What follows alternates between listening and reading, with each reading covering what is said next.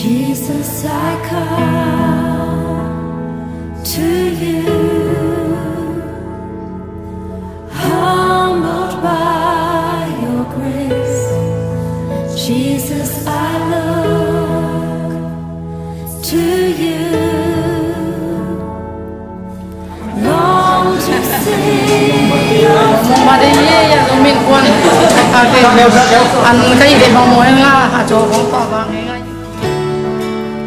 living water,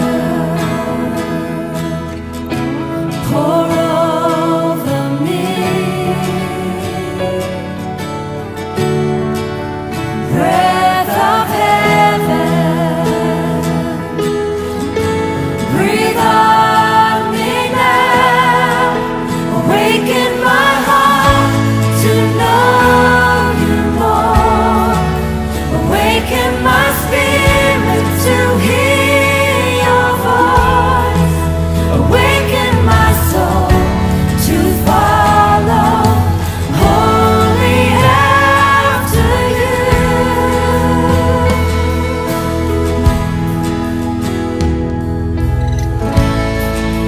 Jesus, I come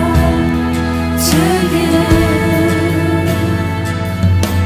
humbled by your grace. Jesus, I look to you, long to see. Lúc năm thung cầu nghe sẽ bảo phật Yang program sunga pa kempe no hono na nong din na ding uchi ali in evek pina din toy na tung sun khat pan chila pipila sai na to kitche na solo siat tong sina ban mai na program na din pai sun pa ni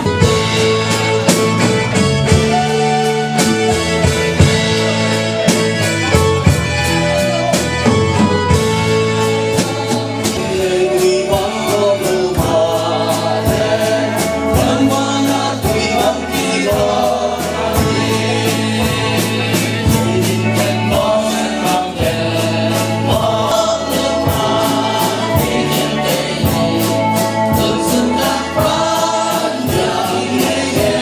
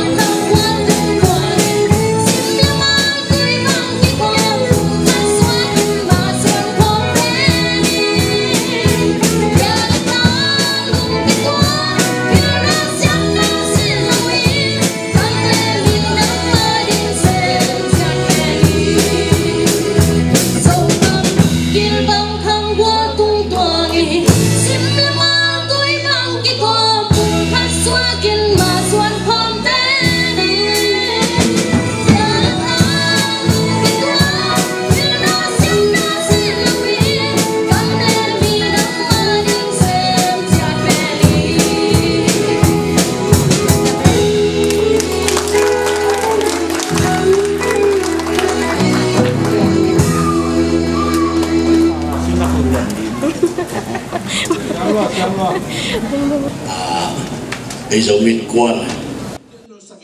thu đăng na tâm pi na to quang nong kai sakin nang ma i na to ki hen zo lo na ta te ong suak sak ta in hallelujah lo bong to ba ina ta te ma mai na ong kun na ta ti jesu da thu pa ka bia hi oh mi wa khat cha chunga in kwan sunga na sem na vaya gela ngai sunna nang ma kyang parang pai thu pa tung sak ta in mi mar sunga in kwan sunga kilem na in kwan sunga nom na in kwan sunga dau pai na memang kerja sangat nom na dau pai na khan sangat cinam na thupa umpiak sakta in lo to betam lang katu katai na pang tema ma jesu da thupa ka piau hi to pa sa rong cinam sakila to pa alom te maya sia te maya alom na go te maya mai pa onga sakta in lung na bong to pa sia no mo to betam lang to pa sia tunina na tapa ya to